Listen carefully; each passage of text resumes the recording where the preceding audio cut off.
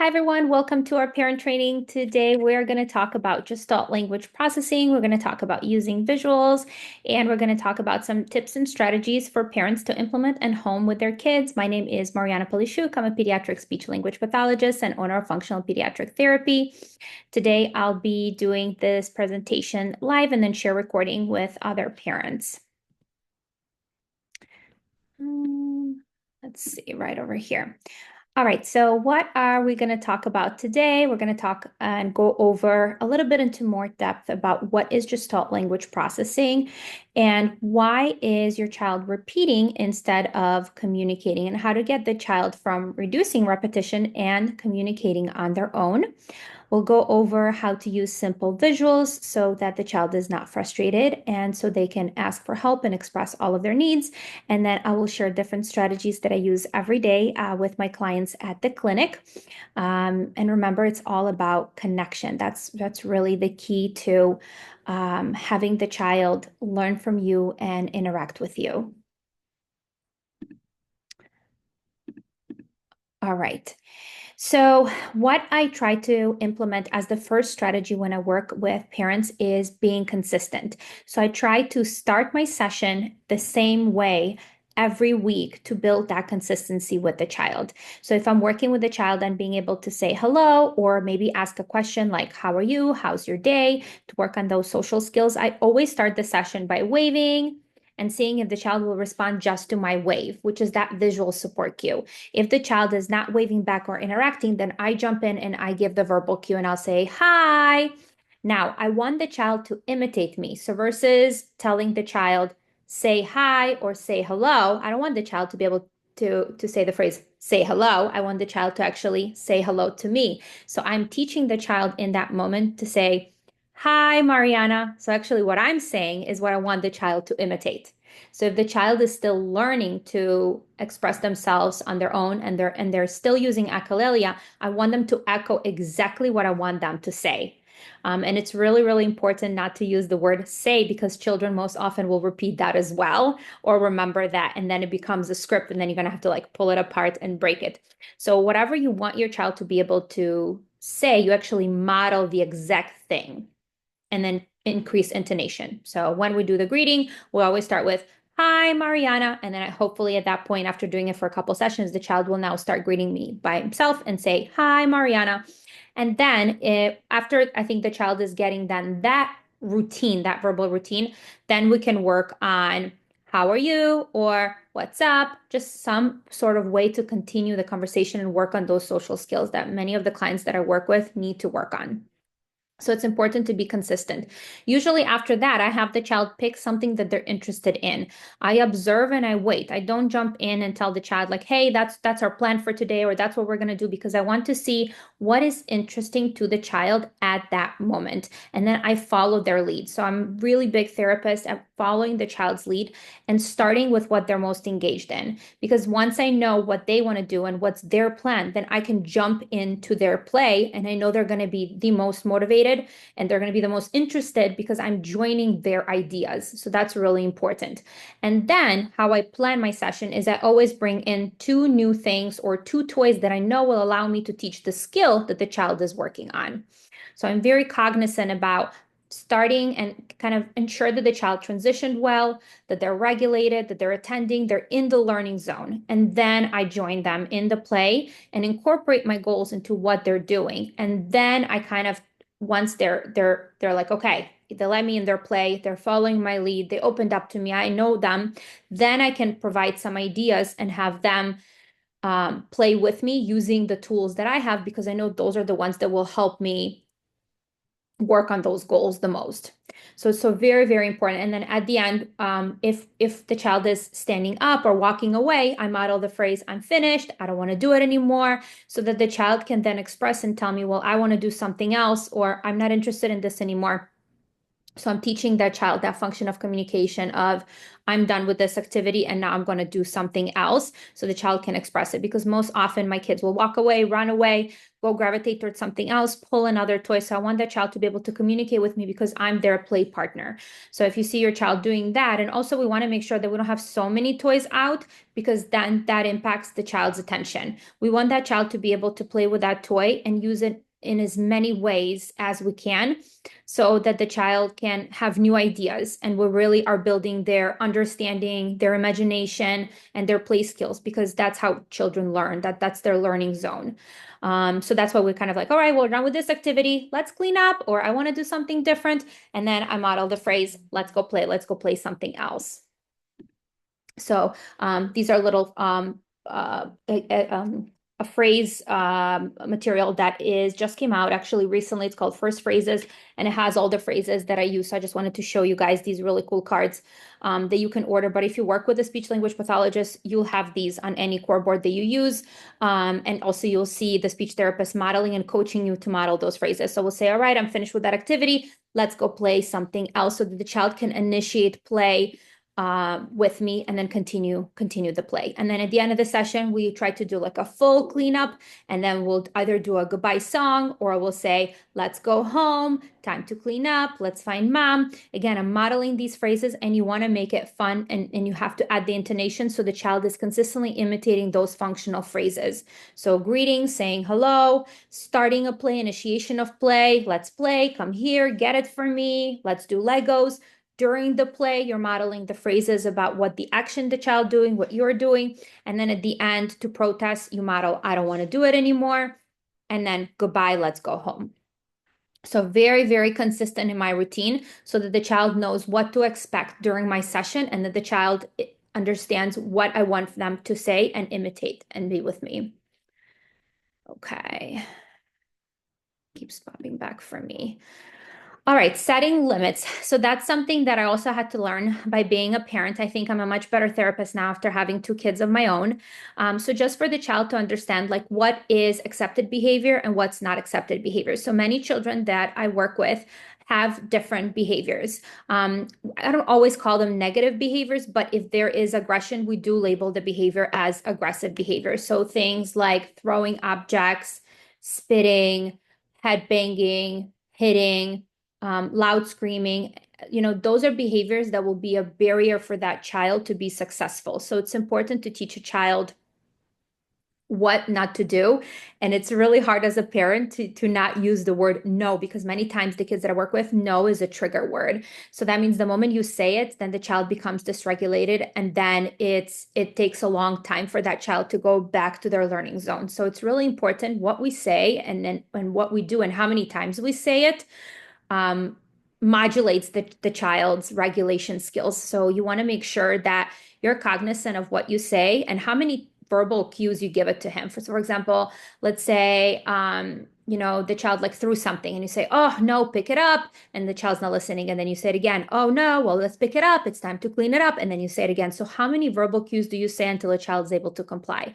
So I kind of follow the rule of I try not to say no, but I teach the child what to do instead. So for example, if the child's throwing, I teach, I don't want to do this anymore. Let's put it away. So I teach the phrase, the communication, so the child can communicate what they need. And then I teach him the expected behavior. So then I'll help the child clean up and then we'll grab something else. If the child is hitting, I will say, our hands are for clapping. I can clap my hands. I can take a deep breath. I can go drink water. And you teach the expected behavior.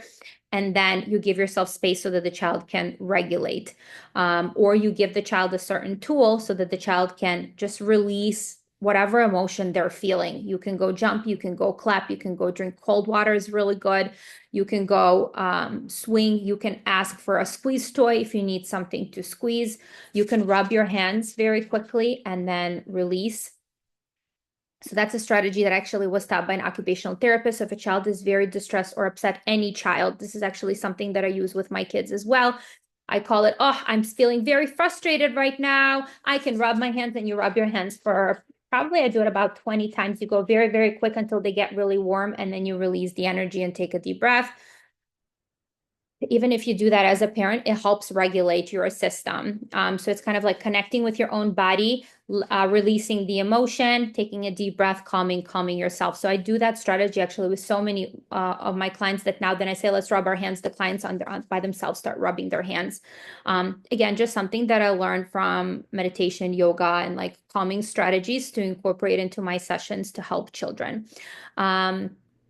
Another thing that really helps me is using visuals. So a visual timer. So if an activity is really preferred, I will use a visual timer to allow the child to understand that, oh, it's almost time to transition or it's almost time to do something else. And then I give the child a preview. We have 2 more minutes and then we're going to do something else. So it's that same consistent verbiage, same consistent timer, and you teach the child what is expected from them. And then you might see the behaviors if this is a new routine, but the behaviors usually go up when you teach something new and then the behavior decreases. So this is really kind of the strategies that I use with any child that I work with, but particularly it helps with children who have difficulty with sensory regulation. Okay. And remembering being patient because the children will always match your energy. So before I go into any session, especially if I know that that child's struggling with sensory regulation, I always take a deep breath and smile because right away it's regulating my emotion to make sure that I'm as regulated as possible. Parenting is not easy. There's so much going on. Our busy schedule, like the demands of everything that we have going on, especially if you have multiple kids. I get you, mamas. It's hard. So even if you make a mistake, just know that, if you cause, let's say you reinforce the negative behavior, or you know that your child, let's say, I don't know, you're asking too many questions and, your speech therapist said, hey, let's not do that in therapies anymore. Even if you make those mistakes, don't worry, like take the next day, start over, start fresh, reset. And if you are consistent, you are patient, you are using the same verbiage, the child will learn that that's the new routine, and then the behavior will start decreasing, and you will feel that the child is responding so much better to what you're doing and more available for your learning. So being very patient, and progress is not like linear going up. There's just something also to remember about therapy because we all go through different phases in life. For example, right now, like in Chicago, the weather change and just the craziness between the cold and the hot and the cold and the hot, even that it impacts us and children who struggle with sensory regulation or have any sensory processing disorders. It really impacts their feelings and it really impacts how they are. So, for kids, regulation is really hard, especially before age 7. So different things set them up. So just meet your child where they are. Like it's okay to give your child extra love, extra hug, and to say like, today's just a really hard day for you. I hear you. Maybe we'll listen to some calming music on the way to speech therapy. Maybe, you need a nap. Maybe you need like a crunchy snack or cold water before you come in. So these are just different tools that you can do to ensure that once your child gets to the therapy or gets to a time where they need to really focus and learn, you already gave them a couple tools to help their body come regulated. So you're maximizing your session, and you're gaining the most out of it because your child's already in the learning zone. It's okay to arrive a little bit earlier. That's the reason I built a gym in my clinic, is so that children can play and kind of release the energy so that when I get them to a smaller room, they are calm, they have time to transition, they are feeling regulated, and then they're in that learning zone because everything is happening in the learning zone. If the child's coming in and they're distressed, they're tired, they're hungry, they're anxious, something happened before, we're rushing out of the house, right away that child's emotions are up here. So it takes me sometimes even the whole session just to bring that child to that learning zone, so we're not maximizing the time that we have together for the services. So being patient, being cognizant, and just figuring out what tools work for your child, because that's also very different for every child. I have a child who's very active. She needs the movement. I have another child who's more laid back. She needs a calming activity, and then she's in the learning zone. So every child's very different. Just understanding your child's sensory profile and working with your child's occupational therapist, ensuring that they understand and have good training in sensory processing, sensory regulation, understanding what tools and how your child responds to different input, and how it regulates their body, because it's very different. And that's why there's an assessment called the sensory profile, because every child has different modulations. So it's really important to understand that piece, because if the child's always dysregulated or dysregulated during their sessions, you're not maximizing the services that you're getting, and the progress is a lot slower too. So it's a big piece of that. Okay, let's jump in and talk about what is Gestalt language processing. So Gestalt language processing is the natural language acquisition framework.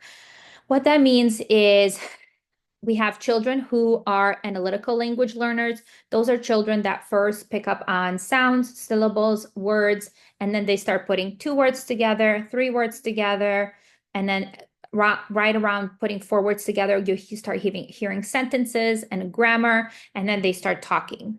And that's what we call kind of, I hate to say the word like typical, but that's what we see in children, and we call those children analytical language learners.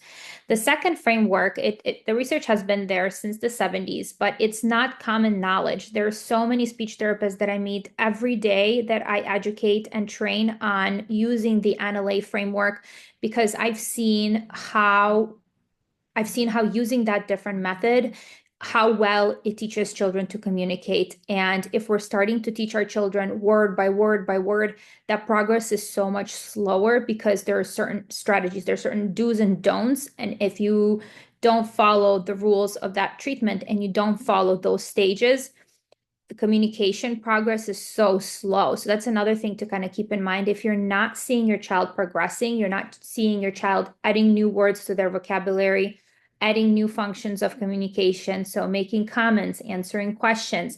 If those things are still really hard, if the child is still really doing just echolalia, they're still stuck in stage 0. So echolalia is stage 0. We don't even put it on the stage, because it means the child doesn't have independent functional communication skills. It means the child's just imitating you.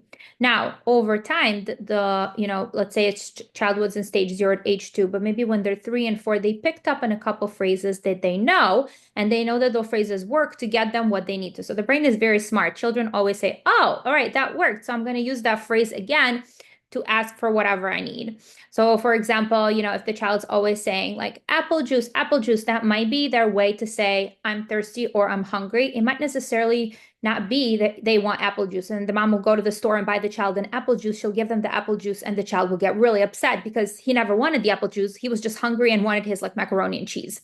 So that's where we have to figure out what is the meaning of what the child is saying.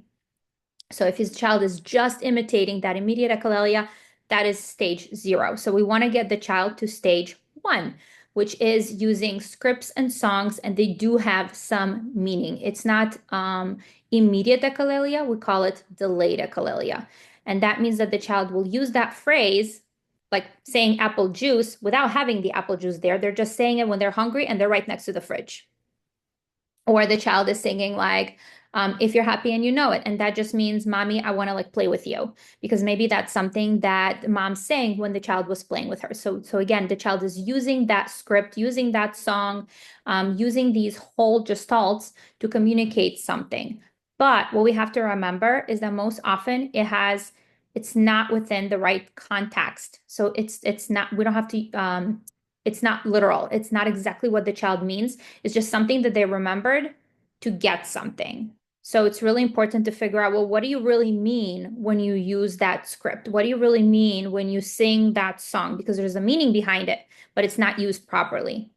So what do? The first thing that we have to do is we have to teach the child. For example, let's say, again, child saying apple juice, apple juice, apple juice. You go get him the apple juice. You give the child the apple juice. The child gets upset, throws the apple juice. What do I model in that scenario? I say, oh, I don't want apple juice. I'm hungry. And then I open the fridge and I keep modeling the phrase, I'm hungry. Let's get something to eat. I want to eat. And maybe give an option like, I can eat a yogurt. I can eat a banana. I can eat soup, whatever it is. So I model the behavior, right? So the child got upset. I want to model whatever happens. So the child can tell me like, I'm upset. I don't want it. So model the protest. Then I will model for the child what I think they need to say in that moment. I model it with intonation. I use short phrases. And I hope that will help the child then imitate and then use that phrase again the right way when they're hungry. So my goal is, instead of that child screaming apple juice, I want the child to come to the fridge and say, I'm hungry. And then mom will say, oh, great. She'll open the fridge and she'll give him some options. I always teach parents to use choices. So versus asking like, do you want apple? Do you want soup? Do you want no, no, no, no? Because yes and no questions are really hard, and we usually don't work on them until we get to, oh no, what happened? That's not good.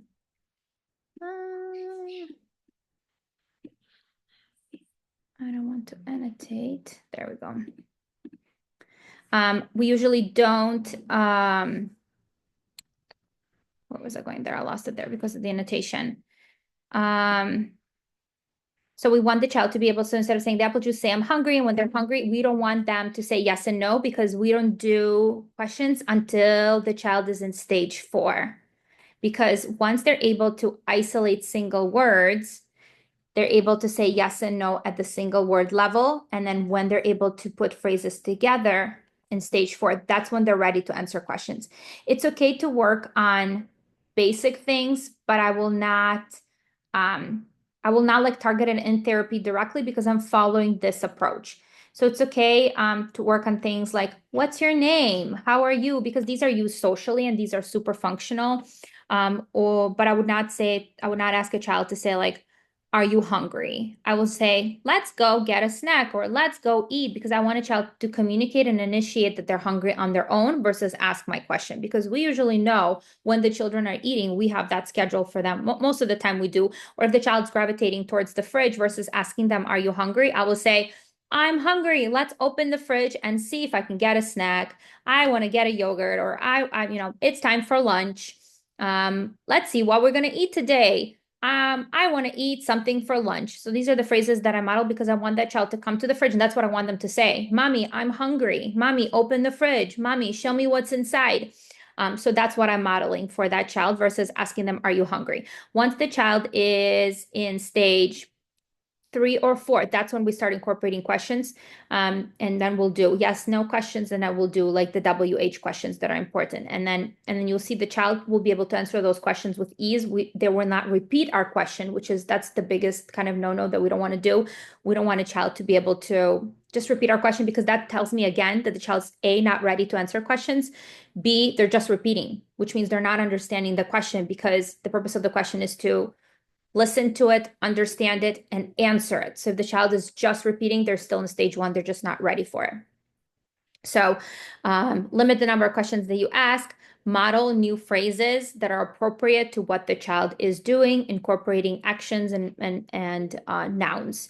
Try not to only stick to nouns, because nouns are just labels of different things. And then what we have at home is different than what we have in school, and it's different than what we have in therapy. So I stick to the core words. I stick to those green words on the core words or the AAC devices that we use, because those I can use everywhere. So like the word help, I can use it everywhere when I need help, versus, like Legos. Well, I only have Legos at home, or I don't know, like a monster truck. I only have monster trucks at home. So knowing the word monster truck is not as valuable as learning the word play. But teaching the word play is a lot harder, because it doesn't have like an actual visual, right? It's an action that you do. So I always say, start by teaching core. The nouns the kids will pick up on their own, because they know what they like. They know what they like to eat. They know what they like to play. They'll pick up on those a lot faster. Now, teaching the core words or the actions, that's where you want to spend most of your time, because A, they can use it everywhere. B, it's a lot harder to teach. So I focus on teaching the actions first and the noun of whatever we're doing and whatever the child's interested in. Okay, so if your child is using immediate echolalia, just repeating everything, that's stage 0. Stage 1 is delayed echolalia. That means the child has certain number of scripts and songs that they use, but they don't always mean what the child really wants. And also, many people do not understand what those scripts mean, especially if you don't work with children with autism, if you don't work with Gestalt language processors. You don't understand the meaning of those scripts, so you might be responding to it. So again, like the child saying apple juice, you might be trying to give them apple juice or trying to get them a drink, but that's not what the child wanted. So you have to put on your detective hat and trying to say, oh, that's what I really think you want, and teaching that phrase. So that's when we go to stage 2, which means now you have taught the child to use 2-word, 3-word phrases to communicate what they need.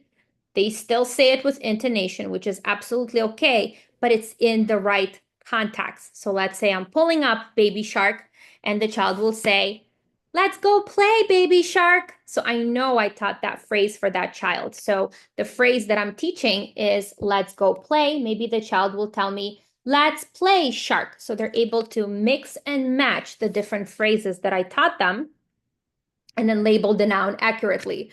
Or let's do more. And the child is able to then say, let's do more sand, or let's do more water play. Let's go do more swimming. So the child is now able to take the phrase that I taught the child and add on a new word and mix them. And then the phrases are in the right context, and it's functional communication because the child is expressing what they want to say. So that is something that I taught that child. Many times in ABA therapy or in other therapies, children will pick up on some mitigatable phrases, but we want to make sure that they don't get stuck there. So, for example, every time they need help, the child will say, can you help me? Can you help me? Can you help me? And then you'll say, well, what do you need my help with? And the child cannot expand on it. So they're kind of still stuck at that stage 2, which means they need additional support. So it's important to also vary what you say so that the child's vocabulary also has large variety, because we don't always come up to someone and say, can you help me? Sometimes you just want to say, like, I need help, or come help me, or can you help me open it? Can you help me get it? So I want to add that variety so that in stage 2, they don't have only, one phrase for asking for help. But also, if the child is not imitating me, maybe that phrase is just not sticking. So I always vary the intonation. I might say, I need help. So I vary the way that I sing to that child because I want to make sure they're imitating me. So to get that child to learn these mixed phrases, we want to ensure that they're imitating me and change the intonation. Once they have a good variety of new scripts, they're mixing and matching the phrases, then they're ready to go to stage 3, which means now they're able to pull apart and use single words to start labeling items. They're able to request what they need, and you will start to see a decrease in intonation. So you will no longer see that like apple juice, you might see apple.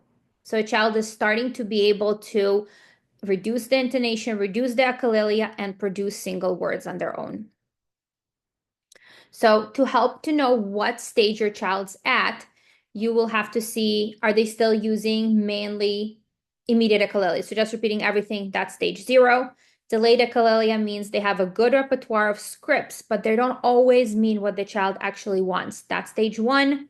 The child is able to mix and match and use a good variety of scripts. That's stage 2.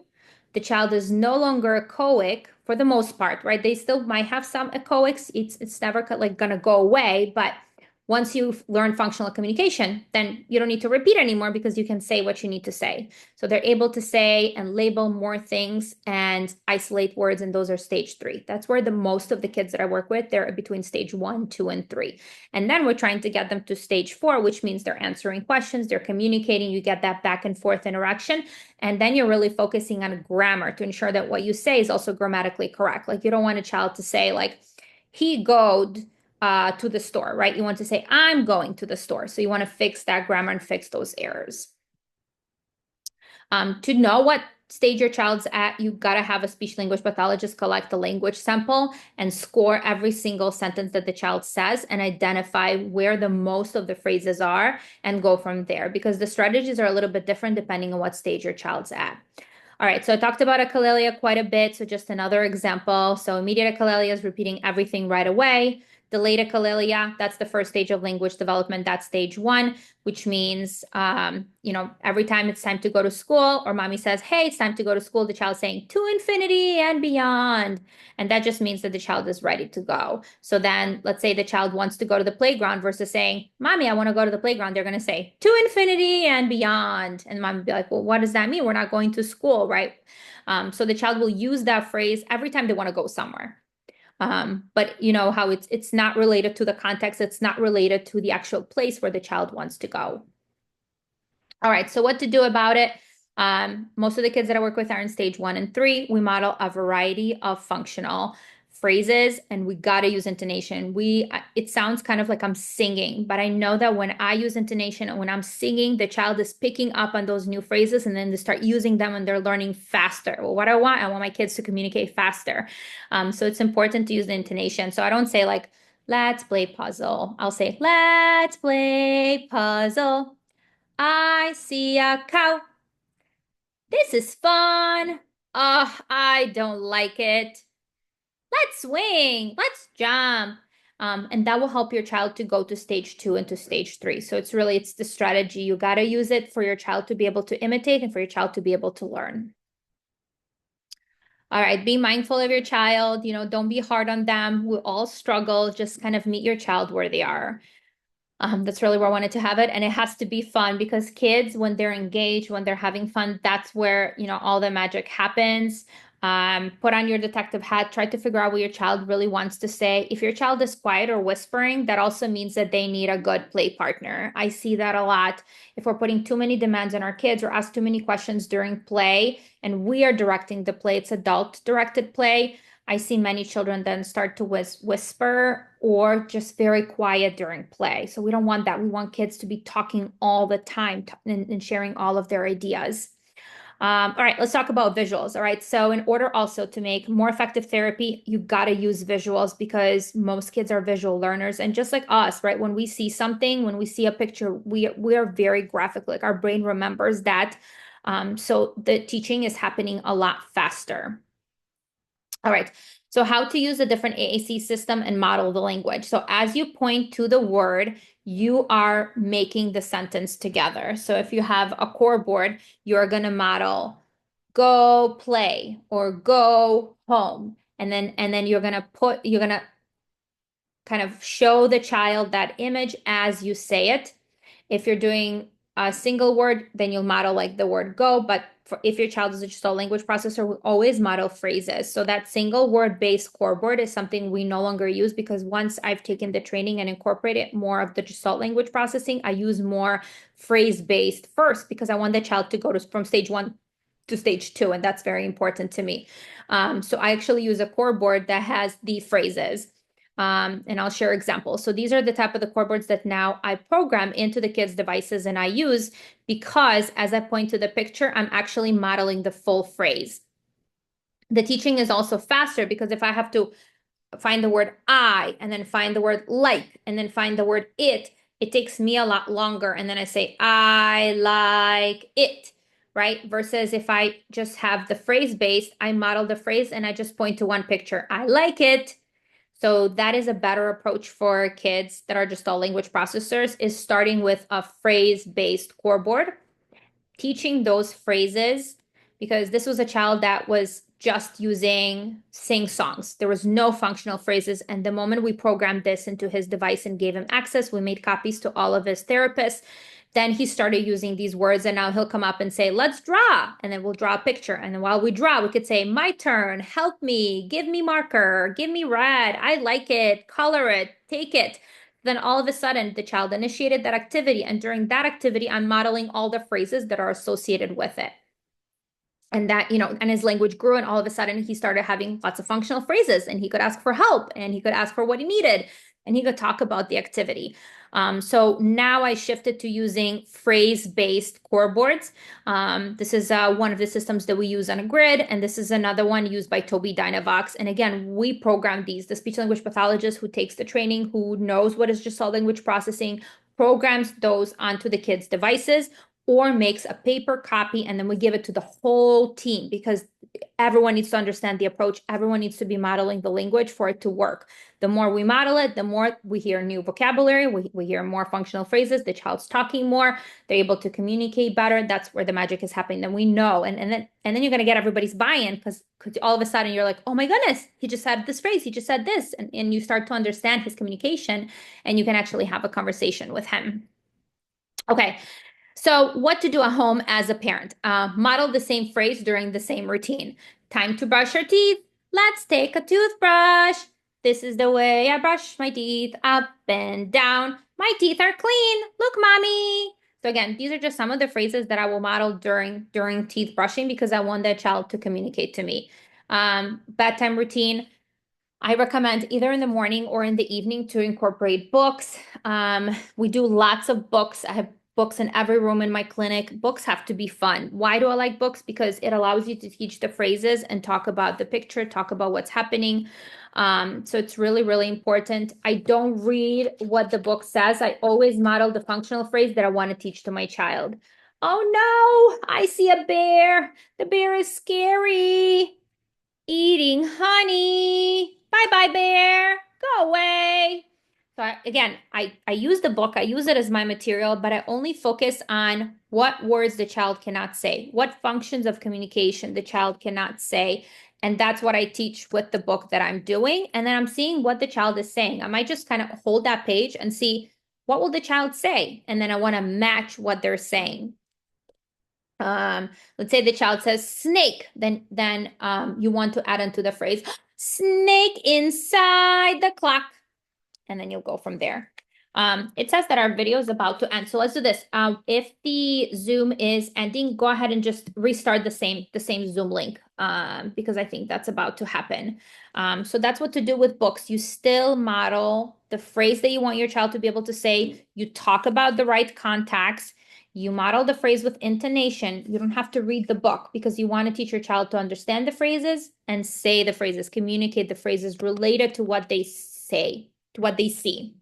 All right, let's do this. We're going to start the Zoom and then let's refresh. And then I'm going to share a couple more strategies and then we'll be able to do our questions right after because I don't want it to like cut off mid what I'm talking.